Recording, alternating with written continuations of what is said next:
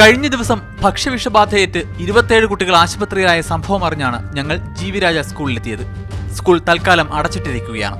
Hostel mess ഭക്ഷ്യസുരക്ഷാ വകുപ്പ് seal ചെയ്തിരിക്കുന്നു. പാചകപ്പുര അണുവിമുക്തമെന്ന് ഉറപ്പാക്കിയ ശേഷം മാത്രം തുറന്നാൽ മതിയെന്നാണ് ഉത്തരവ്. ഭക്ഷണത്തിന്റെയും താമസത്തിന്റെയും കാര്യത്തിൽ അധികൃതരുടെ മനോഭാവം ഇവിടുത്തെ കുട്ടികളുടെ വാക്കിൽ നിന്ന് വ്യക്തം. രാവിലെ വർക്കിനിറങ്ങി തിരിച്ചു വരുമ്പോൾ ഇവിടെ ഭക്ഷണമൊക്കെ കിട്ടാൻ കുറേ താമസിക്കാറ്. പിന്നെ ക്ലാസ്സിൽ പോകാനും താമസിക്കും. രണ്ടാമത് ചോദിച്ചാൽ അങ്ങനെ പെട്ടെന്ന് എടുത്ത് തരൂല്ല. പിന്നെ പഴത്തിനൊക്കെ ചീഞ്ഞെങ്കിൽ തിരിച്ച് മാറ്റി തരാൻ ചോദിച്ചാൽ അങ്ങനെ പെട്ടെന്ന് തരുമൊന്നുമില്ല. വെള്ളം കുടിക്കുമ്പോൾ അതിനകത്ത് തിളപ്പിക്കുമ്പം പതയായി വന്നു, എന്നിട്ട് നോക്കുമ്പോൾ സോപ്പ് പൊടി അടിയിലുണ്ട്. കുട്ടികൾ താമസിക്കുന്ന മുറികളുടെ അവസ്ഥയും മോശമാണ്. പക്ഷേ ആരോട് പരാതിപ്പെടാനാണ്? പ്രിൻസിപ്പാളിനോട് പറഞ്ഞു. പ്രിൻസിപ്പാൾ പറഞ്ഞു പോയി അച്ഛമ്മനോട് പറയാൻ പറഞ്ഞു. അങ്ങനെ കുറേ പറഞ്ഞു. എല്ലാവരും ഏട്ടന്മാരൊക്കെ പോയി പറഞ്ഞു.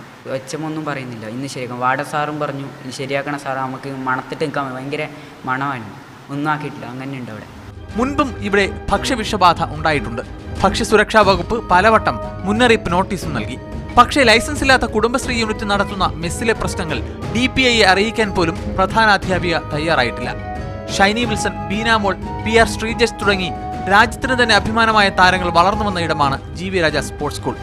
എന്നാൽ കേരളത്തിന്റെ കായിക ഭാവിക്ക് വെള്ളവും വളവും നൽകില്ലെന്ന നിലപാടാണ് അധികൃതർക്ക്. ക്യാമറ പേഴ്സൺ സനോഷിനൊപ്പം മുഹാജിർ, മീഡിയ 1, തിരുവനന്തപുരം.